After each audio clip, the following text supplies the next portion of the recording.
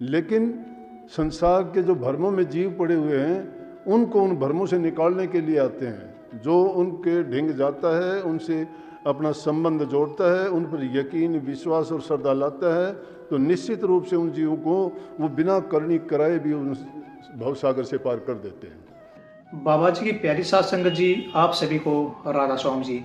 देखिए प्यारी साध संगत जी, जो आज का सत्संग का विषय है उसमें महाराज जी ने बताया कि कभी भी हताश मत हो, कभी भी निराश मत हो। आपके जीवन में हर समय आपके जीवन में हर सुबह एक नया उजाला, एक नई किरण लेके आती है। अगर आप मन से हार गए तो समझो आप जीवन हार गए। कभी भी मन से मत हारिए, मन के हारे हार है और मन के जीते जीत। जो इंसान गुरु में विश्वास रखता है, गुरु उसकी संभाल करता है और उसको जीवन में आगे बढ़ाता है। चाहे कितनी भी कठिनाई परेशानी आए, गुरु उसकी संभाल हमेशा करता है और उसके परिवार की भी संभाल करता है। और साथ ही सतगुरु महाराज जी ने बताया कि कर्मों का कर्म जो इंसान करता है उसको वैसा ही फल मिलेगा। अच्छे कर्म कीजिए, अच्छे कर्म आपके जीवन का सिद्धांत है और आपके जीवन को अच्छा बनाते हैं। साथ ही सतगुरु महाराज जी ने बहुत प्यारी प्यारी बातें सत्संग में बताई है। तो चलिए आपका कीमती समय सत्संग को शुरू करते हैं। कृपया सत्संग को पूरा सुनकर पुण्य भागीदार अवश्य बनिए। राधा स्वामी। सत्संग को तो समझने वाला होना चाहिए। अगर उसके दिल में सच्चाई है, अगर वो भक्ति के रास्ते पे चलना चाहता है, तो हर बात में वो सच्चाई खोज लेगा जो उसके हित की बात होगी, उसके जीवन का कल्याण करने वाली, जीवन को सुधारने वाली, बुराई से पीछा छुटाने वाली और अच्छे गुण देने वाली। हर क्रिया में दोनों चीज़ें होते हैं, लेकिन अपने मतलब की चीज़ जीव लेता है। ये जो शब्द सुना था अभी, इसी में आप देख लो कि एक एक लाइन में वो चीज़ भरी हुई है कि अगर गौर करके देखोगे, गुरु के प्रति भाव, श्रद्धा, विश्वास, उनकी सामने प्रार्थना, दीनता, अधीनता, धैर्य, शिकायत भी उनकी, अपनी भी शिकायत, और उसी में जितनी भी बातें शिष्य और गुरु के बीच में होती हैं, कितना उनमें अपनापन जो दर्शाया गया है कि एक एक बात को और अगर पूरे शब्द की व्याख्या की जाए तो आदमी को कुछ करने और सुनने की जरूरत नहीं रहती। ये उस हालात का वर्णन है कि जो हमारे बीच में होती थी, जो गलतियां होती थी, जो जिद करता था, जो बातें लिखी है ना कि नेम टेम में सभी बुलायो, बुला रखा था मैंने नेम टेम। कैसे बुला रखा था आप समझे नहीं होगे, जब तक नहीं बताया जाए नहीं समझते।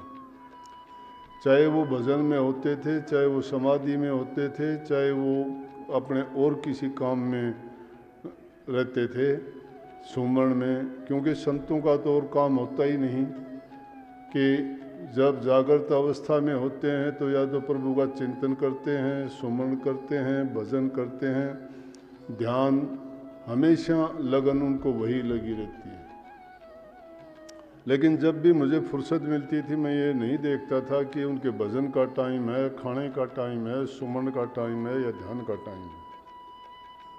जब मर्जी चला जाता था। अगर उसके बीच में कुछ कोई बात होती तो उसके लिए भी मैंने सब बता दिया कि जो अपना होता है वो चाहे उसको पीटो या पुचकारो, उसको कोई फर्क नहीं पड़ता। दोनों अवस्थाओं में ही वो गुरु से प्यार पाता है। गुरु अगर उसको धमकाता है तो भी उसके भले के लिए करता है, और प्यार करता है तो भी उसके लिए भले की करता है। अब अगर प्यार करने से तो हम सोचते हैं कि हम बहुत भागी हैं, बहुत प्यार मिलता है, लेकिन उस प्यार को पाके इतने प्रफुल्लित हो जाते हैं, अगर छोटी सी कभी कोई बात कही जाती है तो फिर नाता तोड़ने को तैयार हो जाते हैं। वो प्यार नहीं है, वो प्यार नहीं है। वहाँ पर आदमी का स्वार्थ है। जो स्वार्थ से आदमी जुड़ता है वो प्यार को नहीं समझता। जहाँ प्यार होता है वहाँ कोई बंधन नहीं होता। उसमें लड़ाई, उसमें धमकाना, उसमें कुछ कहना, उसमें शिकवे शिकायत सभी जो है वो प्यार में ही होते हैं। बिना प्यार के तो आदमी किसी को कुछ कहता ही नहीं है। तो इसलिए मैं इसमें जो जो बात लिखी, मैंने कभी कोई किसी की नकल नहीं की। जितनी भी वाणी आप देखोगे तो एकांत में कभी बैठ के अगर सच्चे जिज्ञासु हो तो उन लोगों के लिए मेरी वाणी नहीं है कि जो जगत की कामनाओं के मारे हुए हैं, वो नहीं समझ पाएंगे मेरी बात को एक अक्षर भी। उनका तो मतलब ही, उनकी लालसाएं दूसरी हैं। हाँ, जो जिज्ञासु हैं, जो अपने घर जाना चाहते हैं, जो भजन करके प्रभु से प्रीति जोड़ना चाहते हैं, उनके लिए इसमें ऐसे हीरे मोती भर रखे मालो माल हो जाओगे। किसी भी वाणी को पढ़ के देख लेना, दावे के साथ कहता हूँ। मैंने नकल नहीं की। क्यों नहीं की मैंने नकल? कि हजूर महाराज जी जैसा तो पूर्ण पुरुष नहीं आना। उनकी हर क्रिया, हर उनका उपदेश, हर शब्द, हर चीज़ उनकी जो थी वो हमेशा जीव के कल्याण के लिए थी। और उनके संग जिसको भी रहने का मौका अवसर प्राप्त हुआ और उससे भी जो वंचित रह गए, वो दुनिया में धक्का खाता फिर उसको मिलेगा कुछ नहीं। क्योंकि भरे तालाब के पास जाके अगर कोई कहता है मैं प्यासा हूँ, तो उस जैसा मैं कहता हूँ दुर्भाग्य वाला कोई आदमी नहीं हो सकता। जिसके पास सब कुछ खजाना हो और उसके बावजूद कहता है कि मैं भूखा हूँ, तो भी वो कभी भरा हुआ नहीं हो सकता। ऐसे संत कभी कभी इस धरा पर आते हैं, सत्य संत सुत, जो धुर से संत रूप अवतार धार के आते हैं और जीवों के कल्याण के लिए ही आते हैं। बाकी लकीर दुनिया में बहुत पीटते हैं, अपने अपने को सब बड़ा मानते हैं, सब उनको बढ़ा चढ़ा के उनकी प्रशंसा करते हैं, चाहे लाखों कमियां हों, लाखों गलतियां हों। लेकिन हम तो ना किसी की गलती देखते हैं ना कमी देखते हैं।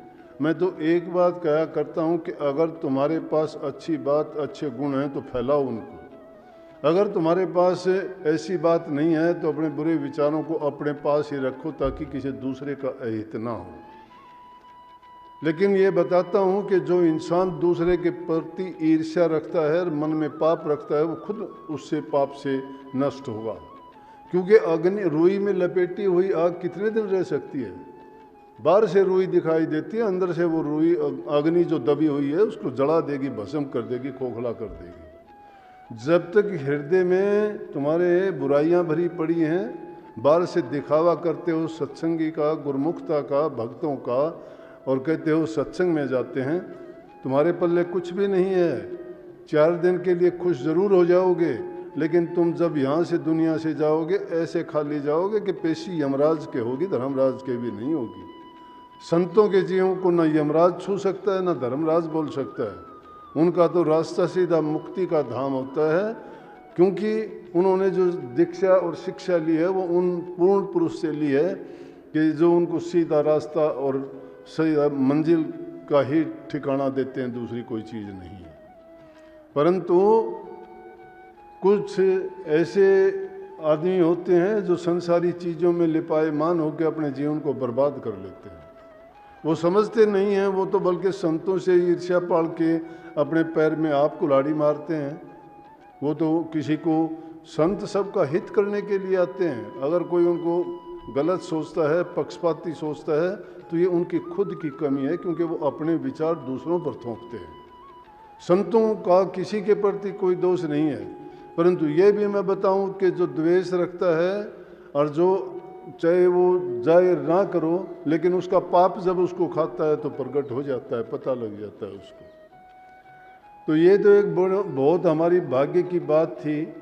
परंतु आजकल जो दिन चले हुए हैं, संत हमेशा पाखंड को मिटाने के लिए और संसार के जीवों को भ्रमों से निकालने के लिए आते हैं। अब जैसे कबीर साहब जैसे संत आए, उन्होंने दुनियादारों को कितना अच्छा संदेश दिया। मालिक के कुल के अवतार थे वो। उनकी बातें जब से जन्म लिया उसी समय से बहुत तीव्र बुद्धि के थे, क्योंकि जो खुद मालिक होगा उसके सामने कोई ना समस्या होती है और ना ही कोई जटिल प्रश्न और बात होती है। वो तो सब जटिलताओं को इतनी आसानी से सुलझा लेते हैं कि पता ही नहीं लगता कब उन्होंने उसको कैसे सुलझा दिया। लेकिन संसार के जो भ्रमों में जीव पड़े हुए हैं उनको उन भ्रमों से निकालने के लिए आते हैं। जो उनके ढिंग जाता है, उनसे अपना संबंध जोड़ता है, उन पर यकीन, विश्वास और श्रद्धा लाता है, तो निश्चित रूप से उन जीवों को वो बिना करनी कराए भी उन भवसागर से पार कर देते हैं।